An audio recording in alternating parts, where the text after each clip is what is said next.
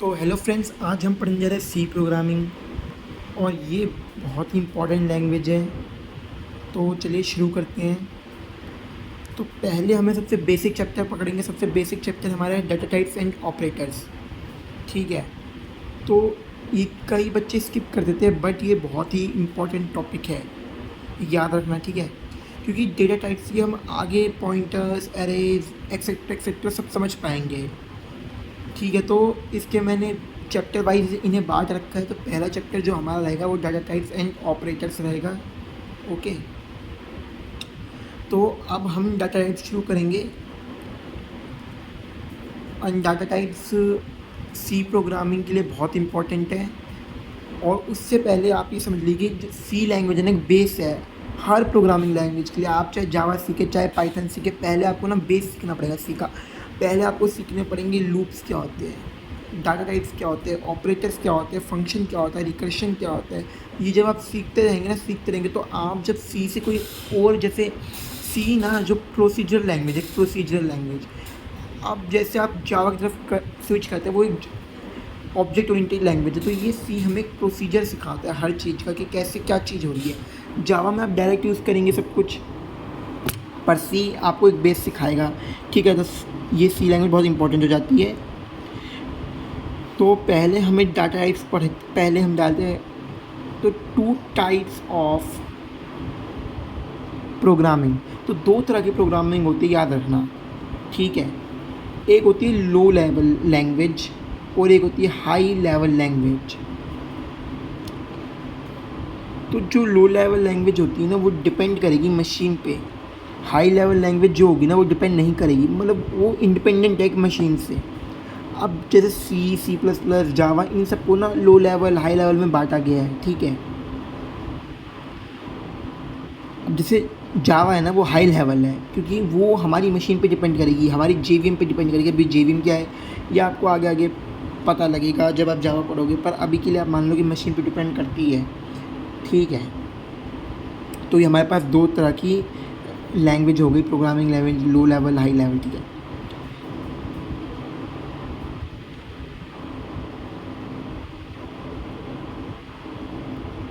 अब data types पढ़ते हैं। तो डेटा टाइप्स क्या होते हैं ना, तीन कैटेगरीज में इन्हें बांटा गया है, थ्री कैटेगरीज में: प्रिमिटिव, यूज़र डिफाइंड और डेराइव्ड। प्रिमिटिव क्या होते हैं, जो बहुत ही बेसिक हो, जिनसे डिराइव्ड, यूज़र डिफाइंड, ये सब डिराइव्ड हुए हैं। ठीक है। अब बेसिक पढ़ते हैं। पहले बेसिक क्या है: इंट, कैर, वॉइड, बूलियन। यहाँ बस चार तरह के प्रिमिटिव डेटा टाइप्स हैं जो बहुत ही बेसिक हैं। इनसे बाकी सबका ना जन्म हुआ है, आप कह सकते हैं डिराइव्ड है, वो बेसिक से ही निकला है।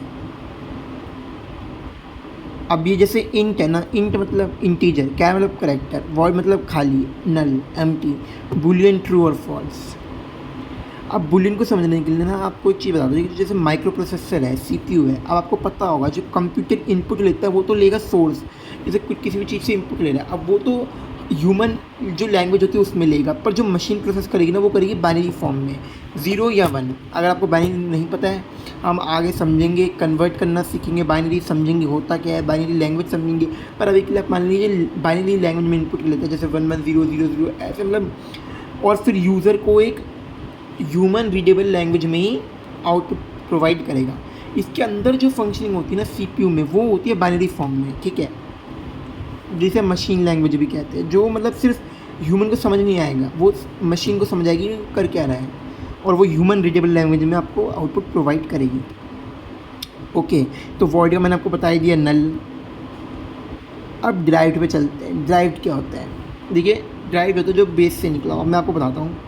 Arrays, pointers, string.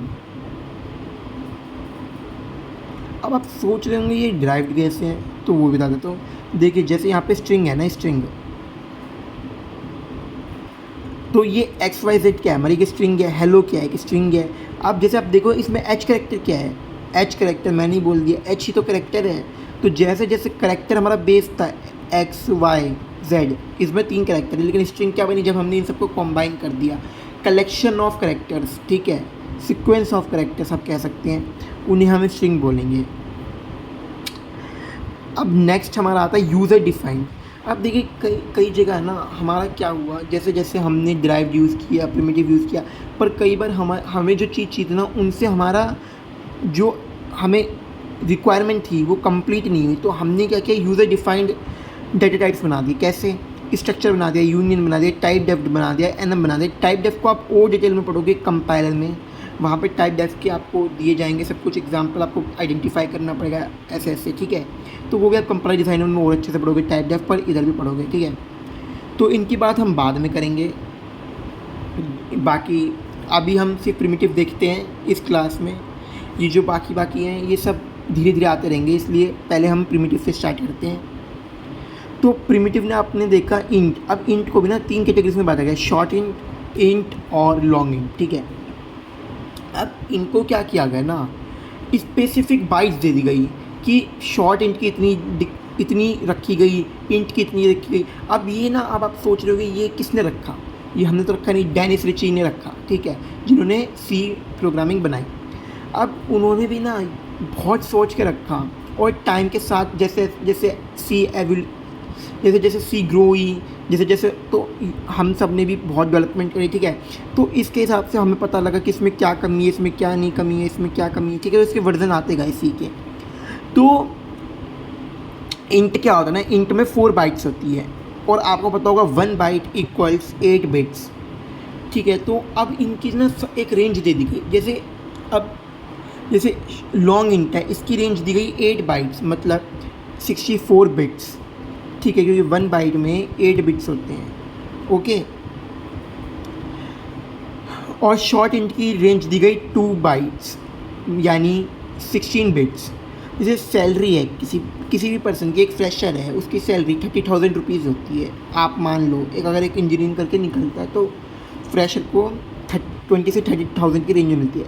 अब अगर मैं इसे 4 बाइट्स के डाटा में डालूँ, अब मैं जैसे अगर इसको डिक्लेयर कर दूँ इंट ए इक्वल्स टू 30,000, तो मेरी जो बाइट्स है वो वेस्ट जाएगी, मेरी जो मेमोरी है ना वो वेस्ट जाएगी, तो मैं नहीं चाहता मेरी वेस्ट जाए।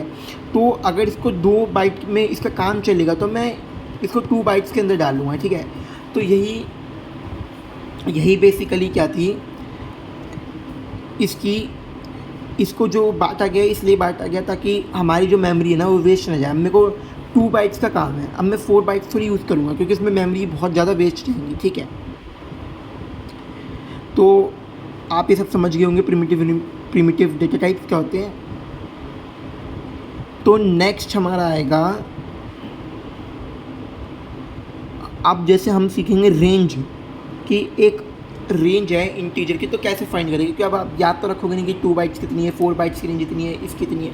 तो इसके लिए ना एक फॉर्मूला होता है। अब मैं नहीं चाहता आप डायरेक्ट फॉर्मूला रट्टा मार लो, पहले आप समझो। देखिए अगर मेरे पास n बिट्स के इंटीजर है ना, तो मेरे पास जो पॉसिबल वैल्यूज़ होगी ना वो होगी 2n, ठीक है। एक कॉम्बिनेशन होते हैं, आपको पता ही होगा कि अगर मेरे पास 2 चीज़ें हैं तो मैं उससे कितनी कॉम्बिनेशन बना सकता हूँ।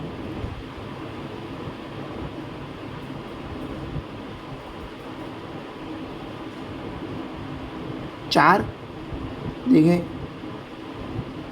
4 कॉम्बिनेशन बना सकता हूँ कि नहीं बना सकता। और अगर मेरे पास 3 चीज़ें तो मैं कितने कॉम्बिनेशन बना सकता हूँ, 2⁻3। तो इसमें डिस्क्रीट मैथमेटिक्स का चैप्टर होता है कॉइनबटोर, वही यूज़ हो रहा है, ठीक है। तो वो आप जब पढ़ोगे तो आपको समझ आएगा। पर अभी के लिए आप ये मान लीजिए कि अगर हमारे पास n बिट्स है तो हमारे पास 2n पॉसिबल वैल्यूज़ है। अब क्या होगा ना, हमारे पास साइंड बिट होगी, अनसाइंड होगी। साइंड में भी ना 2 बिट्स होगी, पॉजिटिव नेगेटिव। अनसाइंड क्या होगी, पूरी 0 से लेके जितनी इसकी रेंज होगी, ठीक है। अब साइंड में हमारे पास 2 रेंज आएंगी, 2n/2। क्यों? क्योंकि हम डिवाइड करेंगे, हमारे पास हाफ नंबर्स नेगेटिव होंगे, हाफ नंबर पॉजिटिव। क्योंकि अगर मेरे पास 10 नंबर्स है तो उसमें आधे नेगेटिव आधे पॉजिटिव होंगे, क्योंकि हमने इक्वली इन्हें बांटा गया है। तो जैसे मैंने 2 को डिवाइड किया तो इसमें जो हमारी रेंज बनी वो बनी 2n-1। अब ये जाएगा -1 तक, ठीक है, जो रेंज नेगेटिव की। अब 0 से स्टार्ट होगी और ये जाएगी इतने तक। अब इसकी जो रेंज लिखी जाएगी ना, ये हम लिखेंगे 2, जो पॉजिटिव साइड की ना वो हम क्या लिखेंगे, 2n-1 -1। क्यों? क्योंकि 0 को ना हम नेगेटिव मानते ना हम पॉजिटिव मानते, इसलिए। और शॉर्टेस्ट और लॉन्गेस्ट रेंज आप ऐसे निकाल सकते हैं। मैं एक मिनट इसकी रेंज लिख देता हूँ। ये शॉर्टेस्ट है -2n-1 वाली, और ये 2n-1 वाली पॉजिटिव है, मतलब ये सबसे लॉन्गेस्ट रेंज है, मतलब हाईएस्ट और लोएस्ट हमारे पास एक रेंज आ गई, ठीक है। तो ऐसे हम बाइट्स की रेंज निकाल सकते हैं, क्योंकि हमने ज़ीरो को यहाँ पे क्या किया है, नेगलेक्ट कर दिया है, तो हम यहाँ से कर सकते हैं। और अब हम जैसे, अब मैं आपको एक एग्जांपल से समझाता हूँ कि कैसे आप इनकी रेंज निकाल सकते हैं, ठीक है। तो एग्जांपल में जैसे हम कोई भी कुछ भी ले सकते हैं, जैसे हमने कोई भी ले लिया, एक रेंज ले लो, जैसे मैंने 8 बाइट्स ले लिया, अब मेरे को इसकी रेंज निकालनी है, ठीक है। मैंने कोई भी गिनती लिया, मैंने 8 बाइट्स ली, ठीक है। तो अब मैं क्या कर सकता हूँ ना, मेरे को कुछ नहीं करना, मेरे को फॉर्मूला याद रखना, -2n⁻n-1 टू 2n-1 ये आपको याद रखना है। जैसे मेरे को ये याद है तो मैं इसमें डायरेक्ट फॉर्मूला डाल दूंगा, तो ये जो आप कैलकुलेटर से सॉल्व करेंगे तो आपके पास इसकी रेंज आ जाएगी, ओके।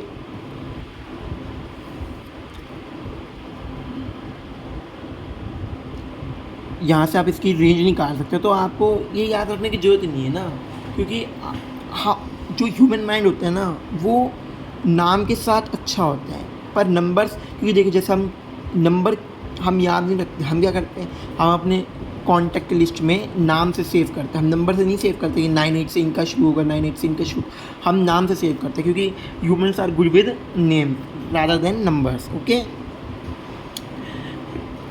तो अब ऐसे ही ना कैर को भी साइंड अनसाइंड में डिस्ट्रीब्यूट किया गया, फ्लोट को फ्लोट में किया गया, डबल में किया गया, लॉन्ग डबल में किया गया, तो ऐसे ऐसे इनको भी डिस्ट्रीब्यूट किया गया।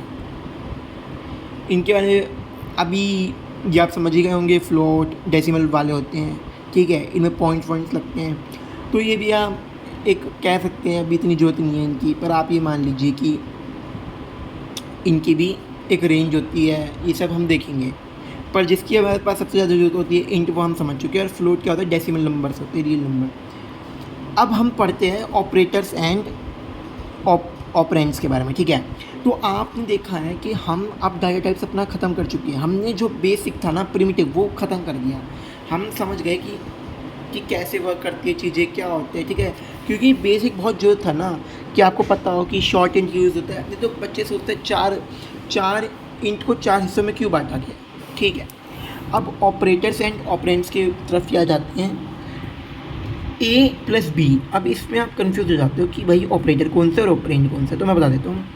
A एंड B हमारे ऑपरेंड्स हैं जिन पे ऑपरेशन हो रहा है, और प्लस हमारा ऑपरेटर है जो ऑपरेशन कर रहा है। अब ये जो प्लस है ना, A और B पे क्या कर रहा है, एक ऑपरेशन कर रहा है, इनको ऐड कर रहा है, इनकी वैल्यूज़ के साथ इनकी वैल्यूज़ को डिस्टर्ब कर रहा है, ठीक है। तो ये हमारा ऑपरेटर हो गया।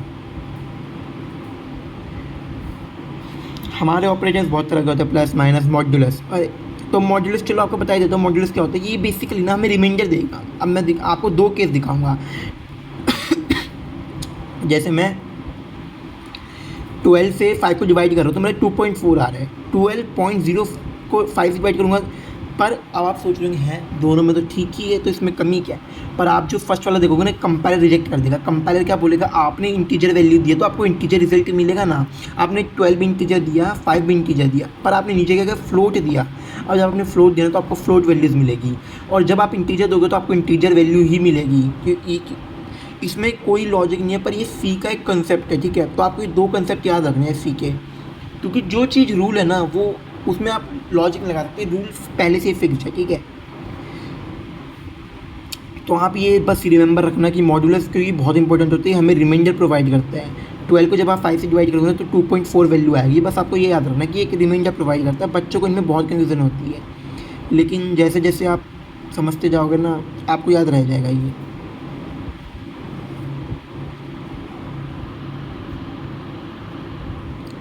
तो अब हम पढ़ने जाएंगे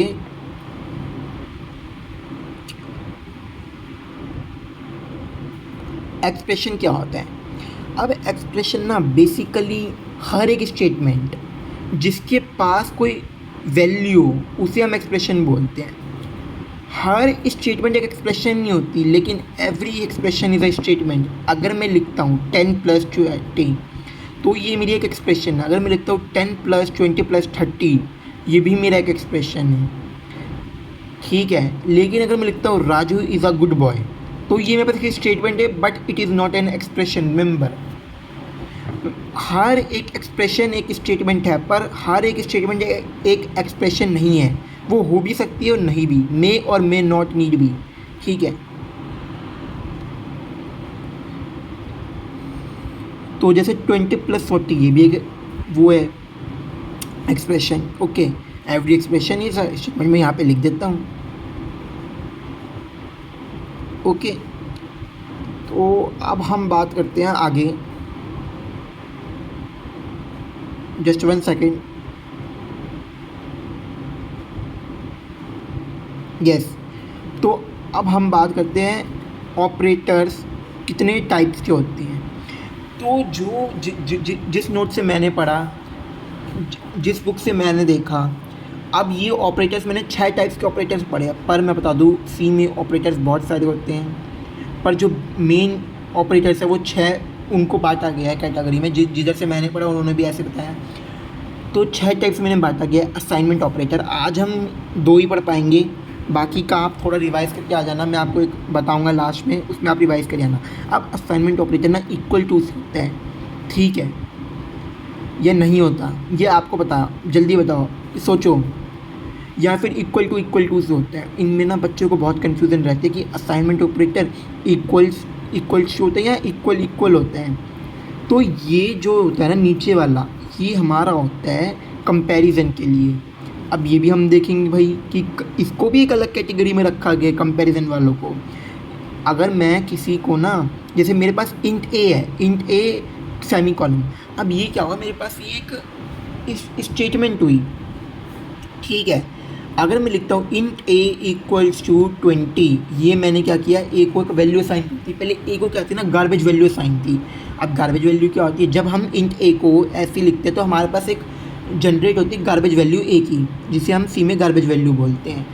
तो इसके बारे में हम डेट में देखेंगे, पर अभी के लिए आप ये मान लो कि ए के पास एक गार्बेज वैल्यू थी, मैंने उसे असाइन किया 20, तो उसके पास अब जो गार्बेज वैल्यू से हटकर 20 वैल्यू असाइन हो गई है, ठीक है। और ये जो होते हैं ना इक्वल टू, ये याद रखना कंपैरिजन के लिए होते हैं, हमेशा याद रखना कंपैरिजन के लिए होते हैं। जब मैं सी पढ़ रहा था तो मेरे से भी यही गलती हुई कि मैं भी इनमें कन्फ्यूज होता था, लेकिन फिर जैसे जैसे प्रैक्टिस करोगे ना आपको समझ आ जाएगा। अब नेक्स्ट ऑपरेटर पढ़ते हैं हम, अरिथमेटिक ऑपरेटर।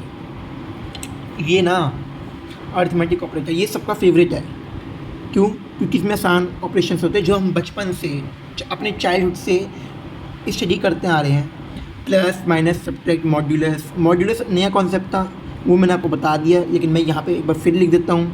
ये हमें रिमाइंडर प्रोवाइड करता है, ओके। इसका पूरा कॉन्सेप्ट मैंने आपको बताया है, देखिए। ये बस 2 पॉइंट्स आपको याद रखने हैं, आप कभी गलती नहीं करोगे। इंट और फ्लोट ऐसे, ठीक है। अब प्लस आपको पता है एडिशन करता है, माइनस आपको पता है सब्ट्रैक्ट करता है, ओके। मल्टीप्लाई आपको पता है मल्टीप्लाई करता है, मॉड्यूलस में आपको बता ही चुका हूँ। तो डिवाइड के लिए ये होता है, डिवाइड के लिए ये होता है, याद रखना। और ये जो मॉड्यूलस का साइन होता है ना, बच्चे परसेंटेज समझ लेते हैं, ओके।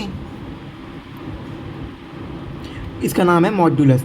अब एक ऑपरेटर मैंने सोचा था कि 2 ही पढ़ाऊँगा, लेकिन अब मैं करता हूँ ना रिलेशनल आपको टॉपिक डाल देता हूँ। आप इसके बारे में जब पढ़ लेना एक बार, मैं अपनी नेक्स्ट वीडियो में इसके बारे में बात करूँगा।